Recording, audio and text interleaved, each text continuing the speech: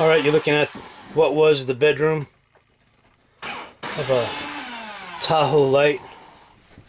We just took out the queen size bed. We got Alec over in the bathroom. He's pulling out whatever screws he can to take the shower out. We bought this in Alabama at the Gold Camp a couple of years ago. And of course we didn't know anything about buying RVs.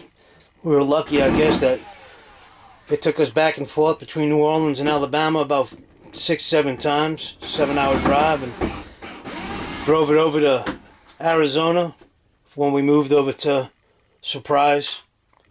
And we took it quite a few times into the desert on some really bad roads. And I guess looking at all the damage here, we're pretty lucky that this thing didn't collapse on the interstate. But anyway, we have it on our land. We got 5 acres and we're going to keep it out here as a kind of a camp. So we decided to go through it. And this is underneath. Man, that goes right through. If I put all my weight on it, I'm going right through the ground. I guess the only thing that's holding this floor up is the linoleum, because the plywood is gone. You can see the gaps in between the wall and the floor. I had an accident where I backed into something over here and it slowly got away. You can see some daylight through there. But we're not going to restore it to stock. We're just going to, I don't know, I'm thinking of maybe not putting a queen size in there, just putting a full or a twin. Got this wall in between the bathroom and the queen size bed. Coming from the factory, this thing is just one whole bed. From that wall to that wall to that wall. I think I'm going to leave a little space right here. Put a twin size in there. Leave a little walking space here, and I might even just do away with this wall altogether and just have this whole back area, the shower. Might put a closed-in shower, I don't know, but we'll show you more of the outside damage later. And as I get like the hot water heater and the tank out of here and everything cleaned up and yanked, I'll do an update. Right now I'm going to switch and just try to take good note of where all my wires are at. Man, I can't even stand over that. Damn, it's gone right there. Update time. Okay, well, Alex got everything out as far as the screws and supports that are attaching the shower in place. The only thing we have left is the whatever's holding the drain in underneath. And once we get the outside panels taken care of, we'll have better access to that. And as you can see, anyway, you can see the holes on the bottom there. That's not lights from above, that's sunlight coming in. So once we get that drain taken out, we'll be able to pull the shower out. And you can see underneath here just how rotten everything is. So, and as I said before, this floor, the only thing that's holding it is the linoleum. You can see how my foot, there's nothing underneath there. So all I got to do is cut out the silicone and that window will come out. I got all the screws out, and we'll use that piece of wall paneling in there as a template for the new piece. And as I said, I think I'm just going to eliminate this wall in between the bathroom here. Still have the hot water heater in. The water tank's just about ready to go. I just want to make sure that one more time I'll take pictures of all the wired connections and the plumbing connections, so that when I put everything back together again, everything will work the way it's supposed to. that whole back wall from over here and over there. We're going to have to reframe it. Before we do that, well, let me go outside.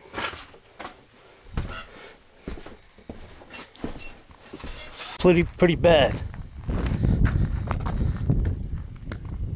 It looks as though somebody's already been back there. There's one 2x4 that looks like it wasn't part of the original framing. We got some areas right here that doesn't look like that came from the factory. So somebody's had the siding off, and they knew that this thing was in bad shape when they were selling it. Obviously, they weren't too honest with us, but fortunately, we were able to drive it all over the U.S. without this thing collapsing on itself. What a disaster that would have been. So once we get the window out and the siding up towards the top there, I think the first thing we're going to have to do is run a piece of 2x4 all the way across to begin with. And then we'll start putting the frame up on it. We're going to have to cut the linoleum out and see exactly what's underneath there, because there should be some joists running the length of the camper. We need to see where they are and what shape they're in, and either get them replaced, reinforced, and tie into this 2x4 that I intend to run along the bottom length over here. Once I have the joist and the 2x4s flush and lined up, we can worry about getting a piece of flooring in there, some 2x4 flooring, and then we can kind of work from the back towards the front.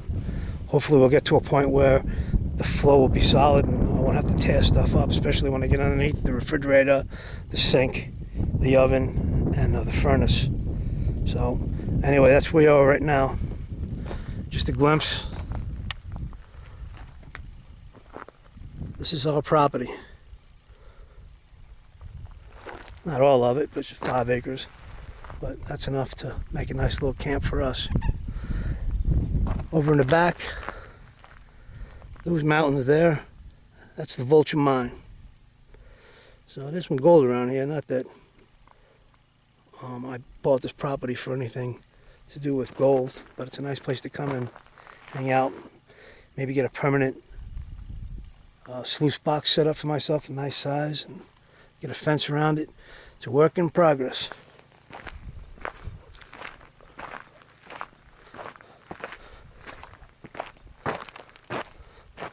So Alec, was it too hard? No, not really. Okay. This is working for us and your future, right? Yeah. Trying to make a nice place for us. Mhm. If only we can get rid of those gnats, huh? Yeah. Okay. Well, we're gonna come back tomorrow and continue. Hopefully we can get past the scary looking part there and start to see some construction. That's it for now. Thanks. I know I promised to keep you guys updated on my progress with this camper, and I am for the most part, but the demolition and the extent of damage was considerably more than what I anticipated. I've got 2 weeks off of work. I work 5 weeks in the Dakotas, and my 2 weeks off I usually prospect, but this time around I wanted to concentrate on getting this campus set up on Alec and me. We got 5 acres of property here, and anyway, last video Alec and I were out here and we started the demolition on the back end, and I only wanted to do the corner and get the top repaired where we had that little fender bender. I haven't even got there yet. Well, just about. That thing is no sense in fixing up there with everything on that it's attached to is rotten underneath. I'm going to take the camera right now and show you I'll explain my work. Again, I'm not a carpenter, but I made sure everything was glued, screwed, and doubled up. I'm thinking it's considerably more sturdy than when it was new even. Anyway, here we go.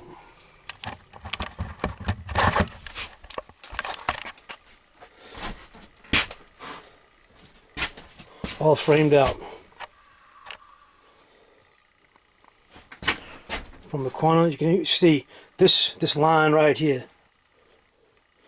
I'm just going to go to put the plywood up to here I'm going to leave a little space there because this has got to come up too. But I don't have time for that. Right now I just want to get this thing sewed up. But as you can see, I doubled up a lot of the framing. It's only 2x2s.